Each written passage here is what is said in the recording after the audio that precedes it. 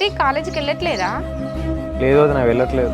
అసలు ఏమైంది కార్తీక్? ఈ మధ్యలో కాలేజీకి వెళ్తలేవు, ఇటు నువ్వు డల్లుగుంటున్నావు, అటు చెల్లె డల్లుగుంటుంది. అసలు ఏమైంది మీ ఇద్దరికి? ఏం లేదు వదినా, ఇక ఎలాగో ప్రాజెక్ట్ వర్క్ కూడా అయిపోయింది కదా, కాలేజ్కి ఏం వెళ్ళాల్సిన పని లేదు. మరి ప్రాజెక్ట్స్ అన్నీ అయిపోయినప్పుడు ఈ ఊర్లో నుండి వట్టి ఉండడం ఎందుకు కార్తీక్? హైదరాబాద్కి వెళ్ళేదన్నా జాబ్ చూసుకోవచ్చు కదా. అదే వదినా, ట్రయల్ స్టార్ట్ చేయాలి ఇక. ఇక్కడ ఊర్లో ఉండడం వల్ల టైం అంతా వేస్ట్ అవుతుంది కార్తీక్. అన్నతో మాట్లాడి హైదరాబాద్ వెళ్ళు. అదే వదినా, ఇటు మా ఫ్రెండ్స్ కూడా ఉన్నారు, వాళ్ళు కూడా వస్తా అంటారు. ఇక అందరం కలిసి ఒక రోజు మాట్లాడుకొని వెళ్తాం ఇక. ఓకే కార్తీక్, నీకు కూడా మంచి జాబ్ వచ్చి నువ్వు లైఫ్లో సెటిల్ అయినావు అనుకో, అత్తమ్మ మామయ్య వల్ల కూడా ఒక బాధ పోతుంది. ఓకే వదినా.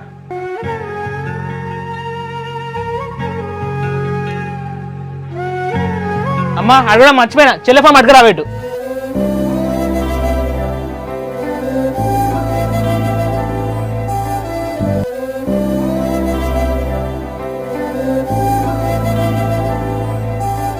ఈ దద్ర ఫోన్ చేయబట్టే ఇవన్నీ వచ్చినా, నా చెల్లె ఫోన్ కావాలని కొనిచ్చివి.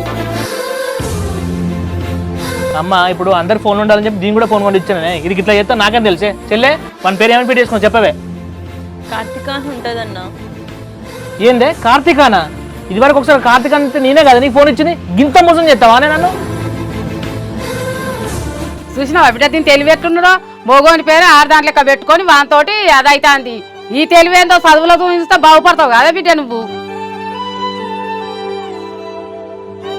చేసేటి చేసుకుంటే ఇంకేడతానావు.